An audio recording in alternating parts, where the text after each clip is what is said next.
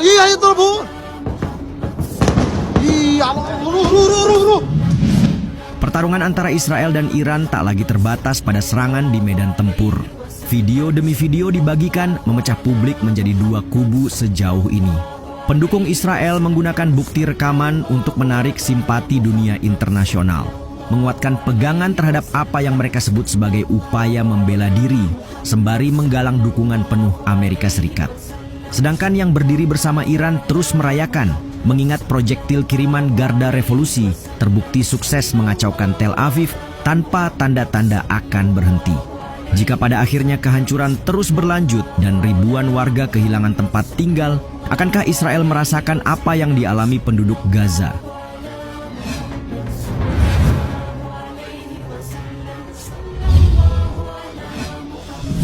Badai rudal hujam Israel.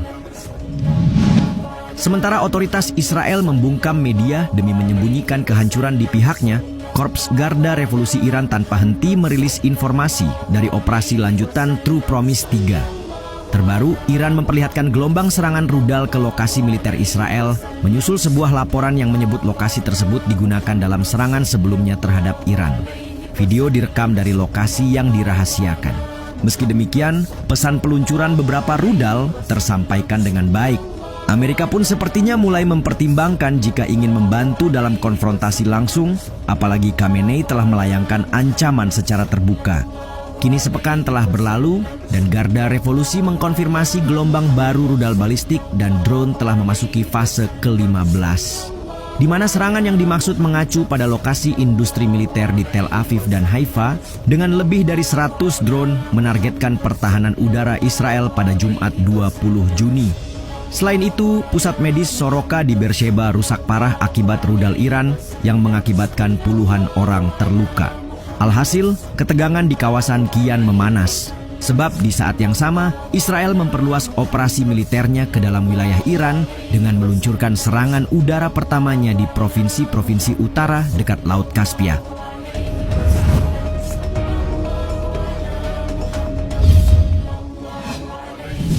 Rudal Iran beranak di atas langit.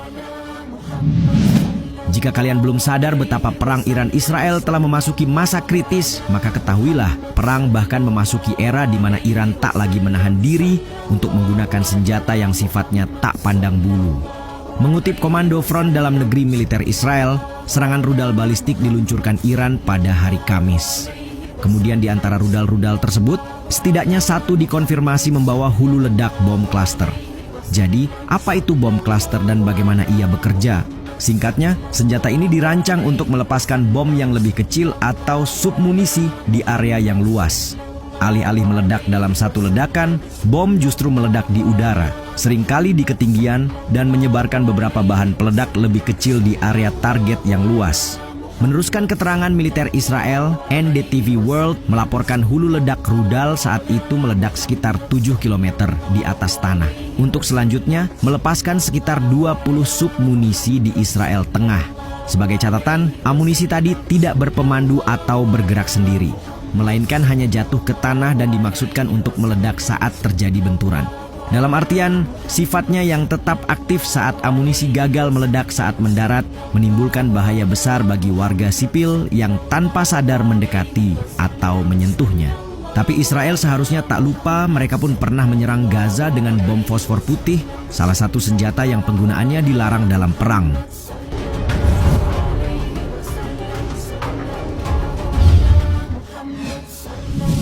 Fasilitas intelijen kembali kena rudal. Ratusan rudal telah diluncurkan sejak pekan lalu dan meskipun sistem pertahanan udara Israel kuat, mereka tidak mampu menghentikan semuanya. Kota-kota besar seperti Haifa, Tel Aviv, dan sekitar Yerusalem menjadi korban penargetan berulang. Namun secara garis besar, fasilitas militer dan intelijen mendapat perhatian lebih sebagaimana Israel yang berulang kali pula menargetkan fasilitas militer dan nuklir negara itu. Dalam peluncuran gelombang baru rudal yang dilaporkan, Tel Aviv kembali menjadi sorotan saat Garda Revolusi merilis rekaman mengerikan, memperlihatkan peluncuran rudal berturut-turut dari lokasi yang dirahasiakan. Menurut Garda Revolusi, salah satu rudal menghantam fasilitas intelijen militer Israel di distrik Ramat Gan, Tel Aviv. Middle East Eye secara bersamaan melaporkan serangan yang menyebabkan kerusakan parah di gedung bursa saham Israel di Ramat Gan, serta rumah sakit Soroka di Be'er-Sheva, Israel Selatan. Rincian lebih lanjut akan menyusul. Kementerian Luar Negeri Israel menginformasikan dalam sebuah posting di X. Hanya saja pihak Iran membantah klaim bahwa mereka menyerang rumah sakit tersebut secara langsung. Target serangan adalah markas besar komando dan intelijen dan kamp intelijen militer di Taman Teknologi Gav Yam. Kantor berita pemerintah Iran IRNA melaporkan.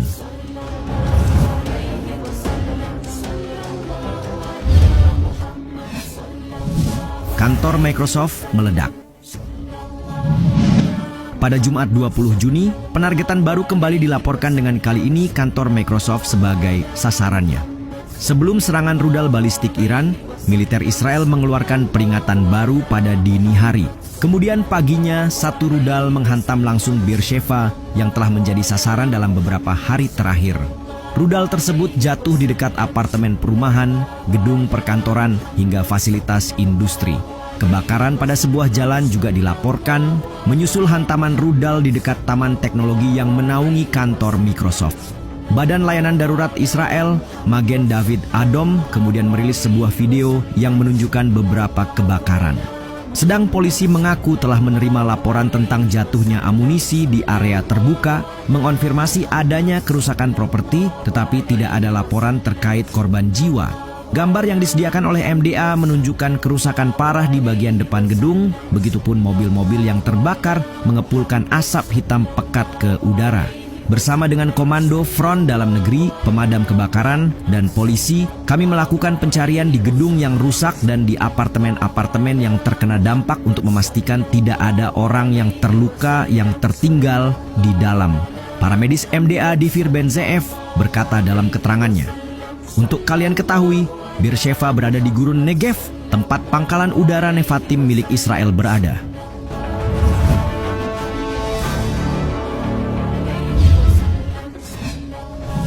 5.000-an warga Israel jadi tunawisma. Apa yang paling menakutkan dari perang adalah dampak luas terhadap kehidupan sehari-hari penduduk sipil. Begitulah, gelombang serangan rudal yang beruntun secara signifikan mengubah lanskap Israel dan sukses meniadakan tanda-tanda kehidupan di beberapa titik.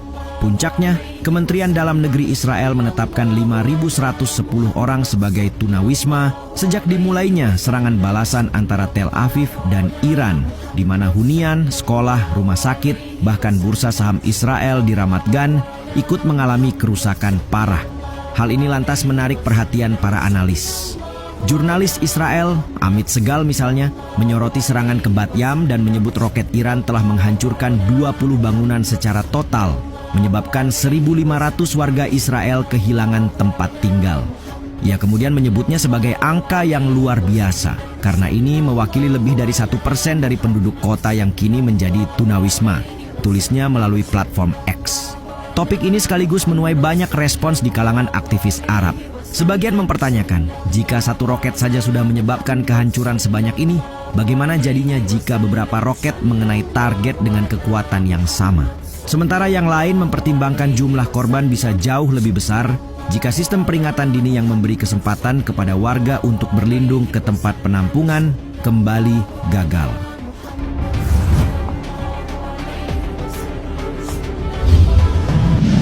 Meski rekaman terbaru memicu kekhawatiran global, IDF belum mengeluarkan tanggapan resmi atas serangan yang diklaim.